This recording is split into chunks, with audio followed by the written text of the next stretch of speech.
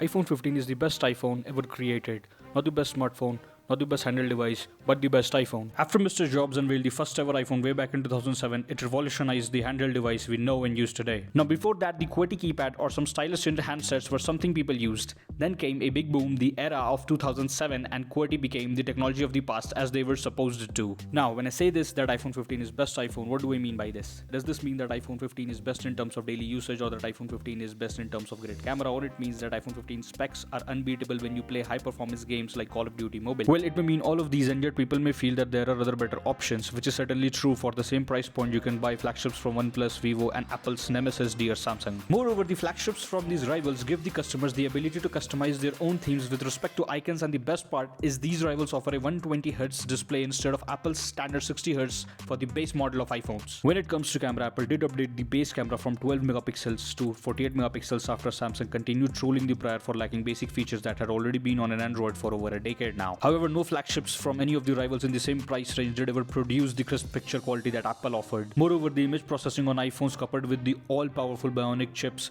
produced a mirage which were unreachable by the rivals. But Mr. Roy, you still haven't given us the answer. Why is the iPhone 15 the best iPhone ever created? Hold your horses, mate, you will get your answer. Now, when it comes to the extensive gaming, do the average user feel any lag? If Candy Crush is the definition of extensive gaming, there's good news about the average user. Your phone might heat up, but you will have a lag-free gaming experience. However, when it comes to games like, or in particular a game which requires a high-end handheld device, Call of Duty Mobile, how does an iPhone 15 fare? The true potential of a device can be determined by two factors: A, camera, and B, gaming. So far, we have established that when it comes to camera, the iPhones have always had the upper hand against the Android rivals. But the question remains, what about the gaming performance? Now, in order to know the full potential of an iPhone or any smartphone that is offered by Chinese vendors or Korean, the most important factor that comes into play is, did it perform well when doing high-end extensive tasks?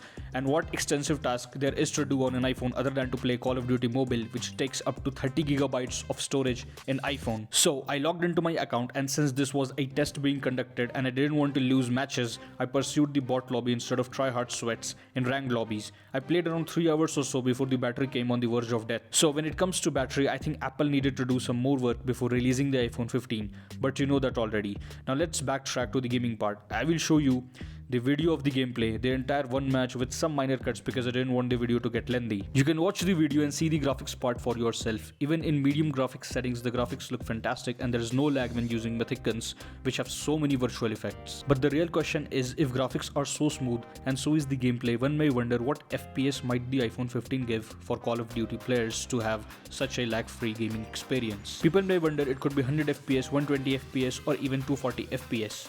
Some people may even wonder, since the base iPhone 15 has 60Hz refresh rate, so the players can play Call of Duty Mobile in 60 FPS. But the truth of the matter is, Call of Duty Mobile has a clocked FPS of 60, which means that when your device is at full battery or above 60%, 60 FPS is what you will get when playing Call of Duty Mobile.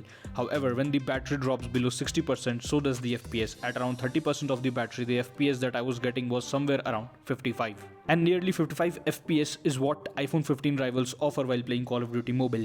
So 3 hours of extensive gaming at max FPS, which Call of Duty Mobile supports for mobile devices, is what an iPhone 15 offers. So in the department of performance, iPhone 15 does win. However, the gaming and camera is not all that a handheld device offers in 2024.